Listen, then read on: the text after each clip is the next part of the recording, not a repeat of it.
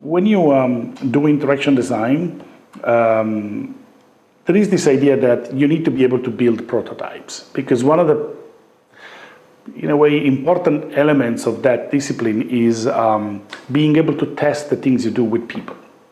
So, you want to make a website, you make a prototype, a mock-up of the website, you try it with people, you see how they react. And the same thing with physical devices. But physical means that you need to learn about electronics. So we had to create different classes that would basically make electronics approachable to people that don't have a background in electronics. They have next to zero software development background. So what we did when I started teaching is that I started to experiment with the tools that were available on the market. And then I realized there were a number of shortcomings, like every designers mostly like to use Macs. Mac haven't had serial ports for ages. They all had USB ports. And still, there are professional hardware development tools that are released now in 2013. They still only have serial ports, which it's really weird because I haven't seen a serial port on a laptop for a long time. And on desktop, sometimes they don't even have them anymore.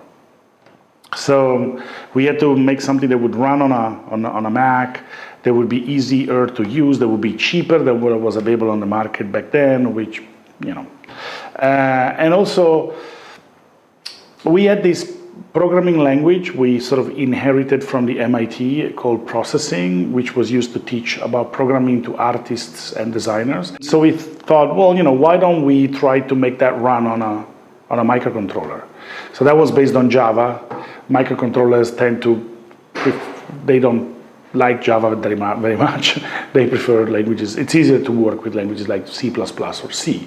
So we did some experiments. Then one student of mine did a thesis on so different projects sort of followed.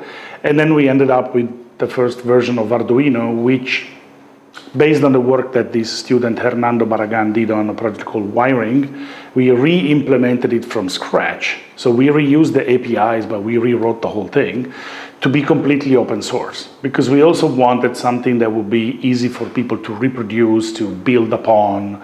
So we wanted to remove the barriers. And one of the things that we did is also that, since at the time we haven't got, in a way, a clue how we were going to manufacture, we didn't want to set up like a classic manufacturing company or go to a venture capitalist or something, because obviously there was, back then nobody would have even talked to us. So we thought, let's release the hardware as open source so that people can build it if they want to. And we just started to make the PCBs of the sort of true hole version, and sort of we would just give them away to people as a gift. So just take this PCB, assemble one, and some people started to assemble it. So they went on the website, got the instructions, they started to write, to download the code, solder the boards. And so we got some feedback, and we started to build up a little bit of an audience, and that's how we started. So talk a little bit about the transition from people coming into the 4-week class and spending the first 3 days soldering to the sort of scaled up manufacture. What happened? How did you get pushed? What triggered the... We started to do introductory workshops for people outside of the school. I originally started this project with a friend of mine called David Quartielles, who teaches in Sweden.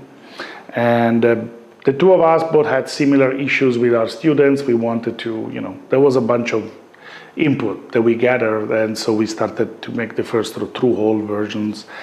Then we met an engineer that was living and working in Ivrea that had experience in manufacturing stuff. He was actually helping me a lot whenever the school wanted to manufacture something with electronics. I would ask this, Gianluca Martino is his name, I would ask Gianluca to help me do that. So I said, well, can we manufacture 200 of these pre-made that we can just, sell to people? And then me and David managed to convince both Ivrea and the school in Malmo to buy 50 each. So 100 were sold, and then said, let's see if we can sell the other 100. Who cares? Like on a website or something? Well, we started to actually sell them like this, like in this by hand, but sort of really like saying, okay, I'm going to run a workshop in this place. I need 20 boards, and we would just sell them to people at the moment. The platform was unknown. It was not really proven. We were at the beginning. Luckily, we did some public demonstrations of how you could do with this, and people understood. So some people in different communities started to put out the word that there was this Arduino thing that was very promising. So we got people, we organized a workshop at the end of 2005 in London, which was the first workshop where really we put an ad and people paid and came. I think there were a number of events that lined up that kind of fueled this kind of viral aspect. So obviously, first of all, we had a friend that was teaching this kind of topics in the US, in NYU, in a school called ITP. And he had a much bigger number of students. He had something like 120 students. And so we met him one summer in Italy doing a workshop, a project together, and we showed him Arduino. He started to play with it. He thought, okay, I like this. We can go somewhere with this thing. So he brought back a few prototypes. We shipped him a few more boards, and he started to use it with some of the second-year students. And then at some point in 2006, I think the platform started to work properly. You could do good projects with it. And so the first-year students, they saw what the second-year students were doing, and they said, well, we want that Arduino ourselves. So I would say that kind of gave us 120 power users, people who make beautiful projects, and designers have this feature that they tend to take their projects and document them very nicely, put them online, because it's their portfolio. Well, with Arduino, the idea is that you download a file, you plug the board. Okay, back in the days, you had to install a few drivers, but then, in the space of an hour or something, you were working. You got a blinking LED? Yeah, the blinking LED is the hello world. The blinking LED is the hello world of physical computing.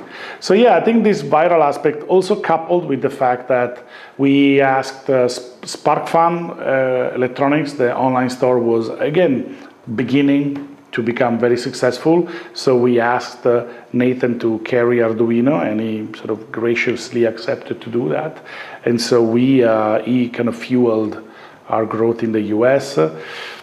Then me and David Quartielles spent a number of years traveling around the world, but mostly in Europe at the beginning, doing workshops with, sometimes for free. Just going somewhere and, sleeping in a couch, whatever we could sleep, yeah, and then run workshops. And that obviously kind of fueled that kind of aspect. But then it was a lot of people making projects, documenting them, putting them online, and then sharing information about how they built the product. Where do you think this thing is going to go, and what are some of your dreams of how it could sort of change our world in a lot of good ways? Well, in a way, I think there's a wider discussion about empowering people to be creative with technology. So because obviously nowadays the world that surrounds us is made a lot of digital technology. And there is a trend that I'm not particularly happy with, where people just buy devices and they just use the devices, but they are not aware of how you program, how you design, you build things with the device. So, for me, the iPad sometimes is the TV set of the 21st century. Obviously at home I have an iPad and I use it as a TV, because you're browsing the web, you're watching TV, you're maybe listening to music. Yeah, you can create with the iPad with certain applications, but it's not something that kind of makes you want to program the device to do more.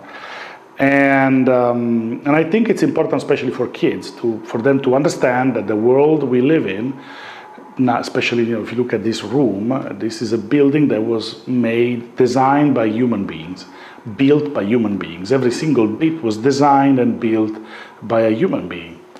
So clearly, if you know how to design and build things, you can affect the world that surrounds you. If you are not able to participate in this, in the world of creation, in the digital space, you're left out. Somebody else is going to design your world. At some point, if there's no innovation, if there's no sort of renovation in a way inside the marketplace, then one company decides that that's the way you do a certain thing, and that becomes the only answer to a certain question, and nobody starts to debate that. Or, in a way, I think it's important to be masters of the technology.